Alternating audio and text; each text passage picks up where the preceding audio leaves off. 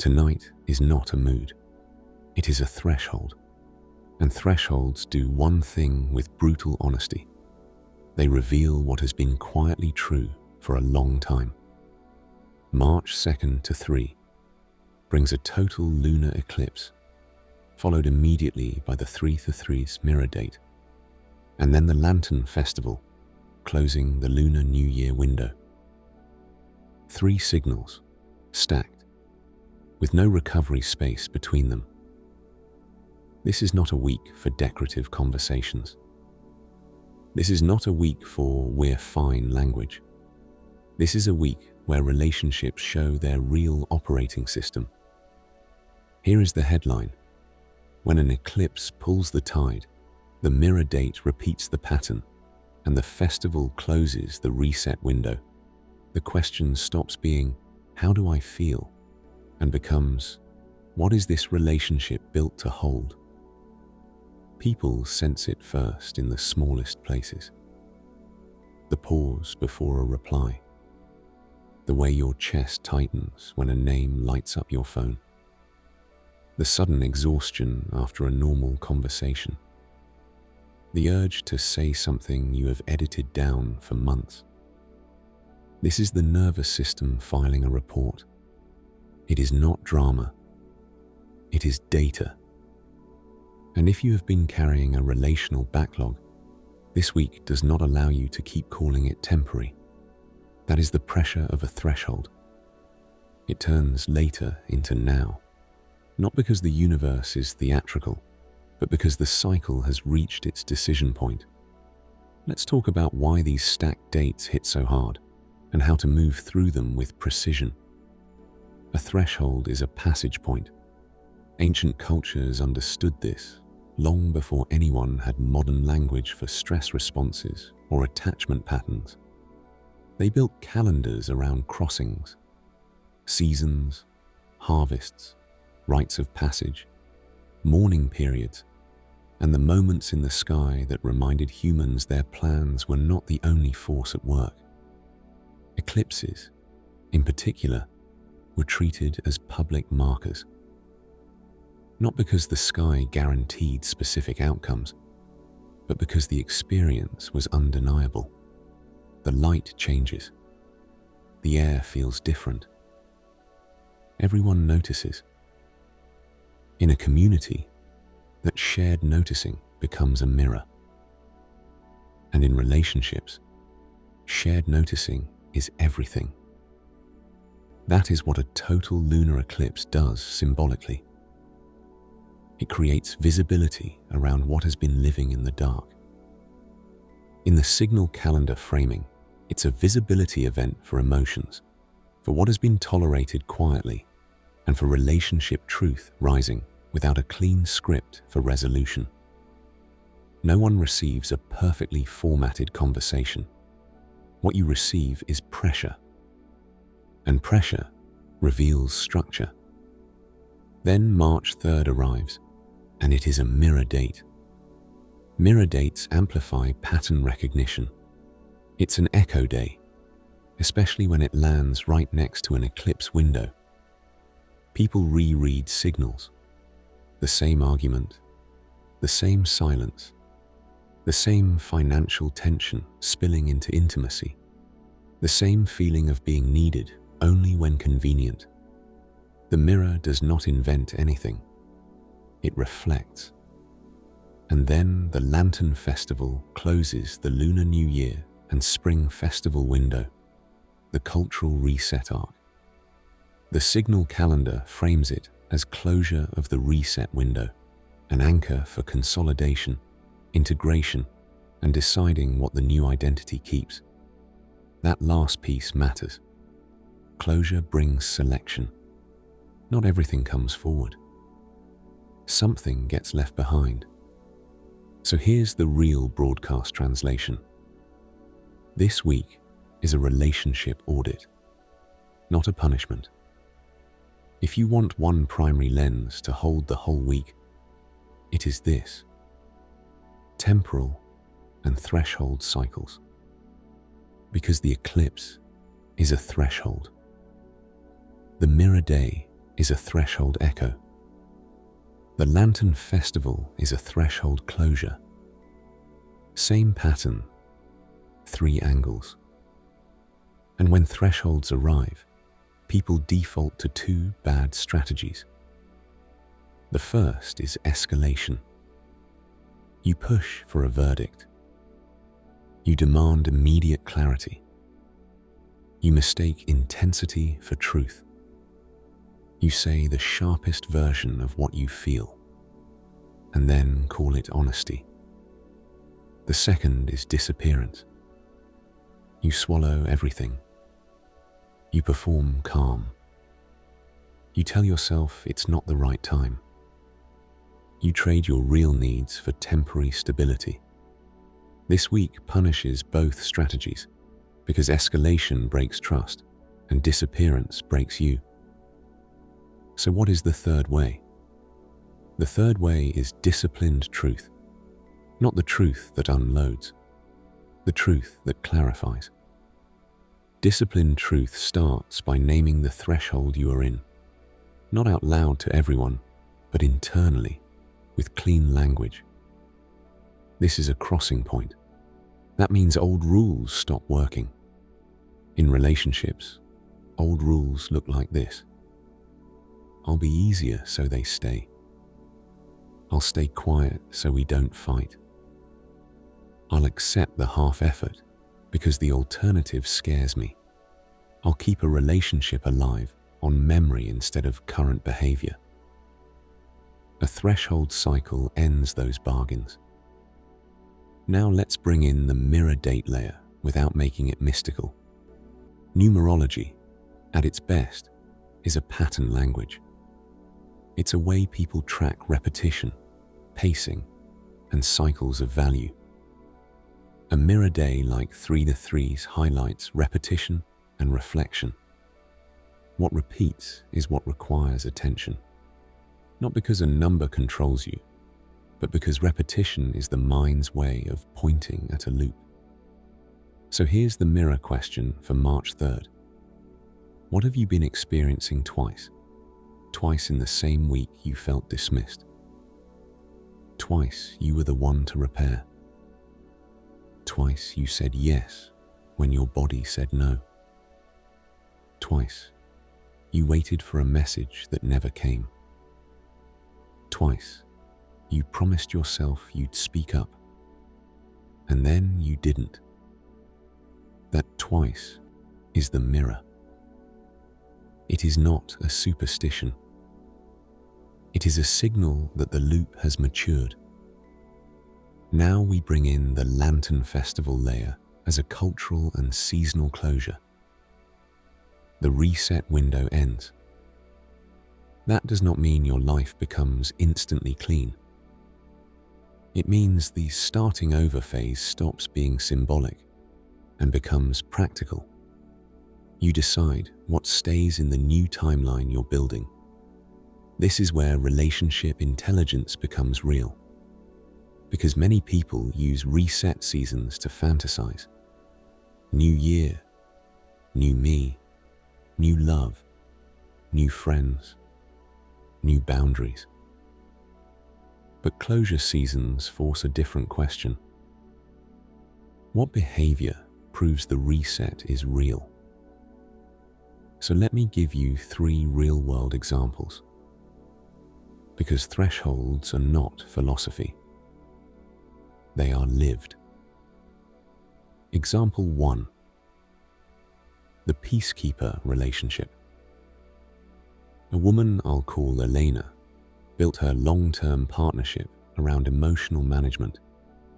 She could read tension before it spoke. She learned to preempt conflict by shrinking her needs. It worked, until it didn't. A threshold week arrived, and what surfaced wasn't a single argument. It was her body. She started waking with jaw pain. Her stomach tightened every time her partner walked in the room. Her nervous system stopped pretending. The eclipse layer, translated, was visibility. The cost of tolerance became undeniable. The mirror layer showed repetition. Every time she tried to bring something up, it turned into her apologizing for having feelings. Twice in 3 days. Same loop. Then the closure layer hit. She realized she had been negotiating for crumbs in exchange for peace. Her move was disciplined truth, not screaming, not leaving overnight. She set one clean boundary. I am no longer available for conversations that turn my needs into a problem. And then she enforced it. That single enforcement changed the entire power map of the relationship. Because boundaries only become real when they cost you something and you pay the cost anyway. Example 2. The almost relationship. A man I'll call Marcus was in a connection that always hovered just before commitment. Intense messages, passionate weekends, then silence. He kept calling it complicated. He kept calling it timing. A threshold week arrived, and the eclipse layer exposed the emotional backlog. His resentment wasn't about the silence. It was about his own participation in a structure that required him to accept inconsistency as romance. The mirror date reflected repetition, the same excuse, the same apology, the same promise of next week. And the closure layer forced selection. He stopped asking for clarity and started asking for evidence. His move was not a demand, it was a decision. I'm stepping back until the relationship has a stable form. I'm not punishing you. I'm protecting my time. That sentence did what months of emotional labor could not. It aligned his self-respect with his calendar. Example 3. The family relationship that runs on obligation. A woman I'll call Priya had a family dynamic where love was real, but boundaries were treated like betrayal. She was the responsible one, the fixer, the one who answered every call. The eclipse layer made something visible. She wasn't being generous. She was being consumed. Her kindness had turned into a system others depended on. The mirror day showed repetition, the same guilt, the same pressure, the same after everything we've done script. Then the lantern closure hit. She realized the reset window had ended, and if her identity was changing, her family needed to meet the new version of her, not the old one they could control. Her move was disciplined truth with softness. I love you. I'm not available to solve this. I can listen for 10 minutes, and then I'm getting back to my life. That is what mature boundaries sound like. Clear, kind, non-negotiable. Now, bring these examples back to you. This week is not asking you to end relationships as a performance. It is asking you to stop lying to yourself about what the relationship requires from you. So here is the core teaching of temporal and threshold cycles. Every relationship has seasons, and every season demands a different behavior. There is a planting season, where you invest and build trust. There is a growth season, where intimacy deepens and systems stabilize. There is a harvest season where you receive what you have built. And there is a pruning season, where you remove what drains the structure. Threshold weeks mark the transition between seasons. The danger is trying to use planting behavior in pruning season. That is how people exhaust themselves. So what does disciplined truth look like this week in practical steps? First, identify the threshold signal that is loudest for you. Is it visibility, like the eclipse, where emotions you buried are now undeniable? Is it repetition, like the mirror date, where the same loop keeps showing up? Is it closure, like the Lantern Festival, where the reset window ends and you have to decide what stays? Second, choose one relationship to address with precision, not 10. 1. Threshold intelligence is not spraying truth everywhere.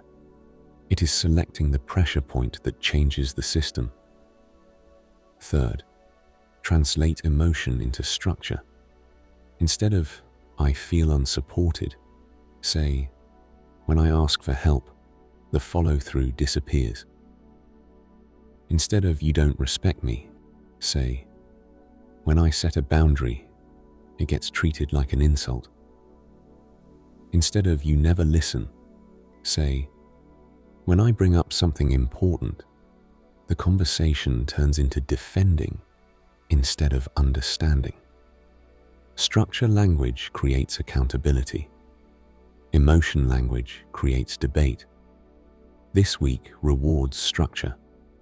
Fourth, set a boundary that matches the season.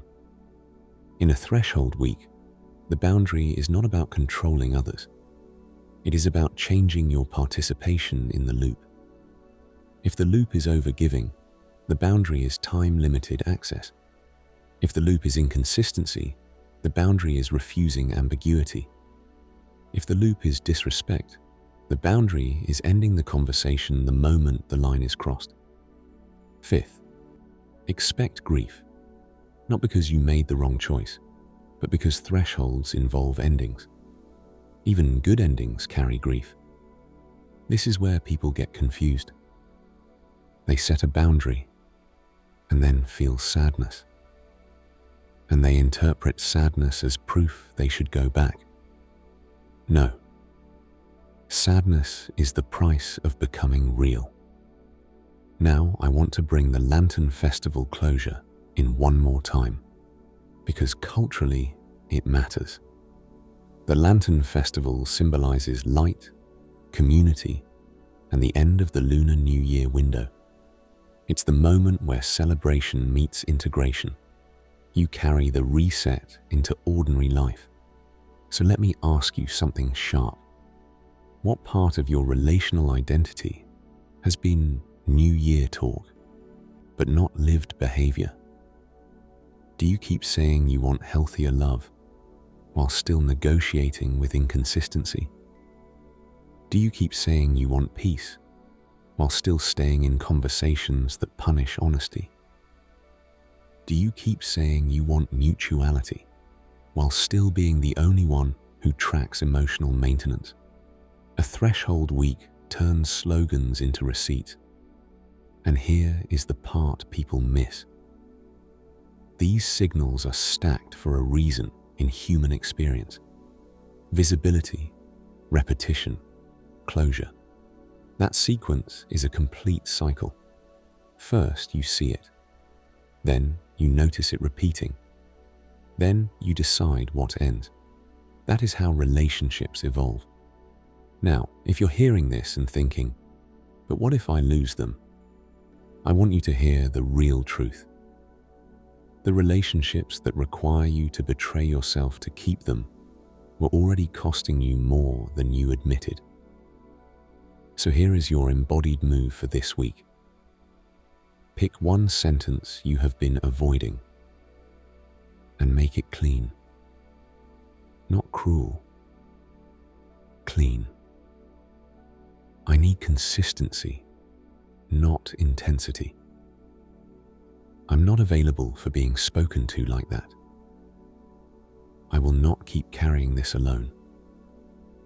I'm stepping back until there is a stable form. I love you, and my boundary stands. Then say it once. Say it without selling it. Say it without a speech attached. Say it like a person who trusts their own reality. When you do that, your nervous system receives a message it has been waiting for. We are safe enough to be honest. Now we arrive at the reflective question, because this week is not about winning, it's about alignment. If your relationships were forced to match your actual energy budget, your actual capacity, and your actual standards starting now, who would still fit? Here is the mic drop truth. A relationship that only works when you shrink is not love with a rough season. It is a system that feeds on your self-betrayal, and every threshold arrives to end that arrangement. Choose yourself with precision. If this broadcast sharpened something in you, stay close. Subscribe and share this with the person who keeps calling their exhaustion just stress. And if you want the next episode anchored to the next major March signal, tell me which relationship pattern you want dissected. Inconsistency, resentment, or boundary collapse.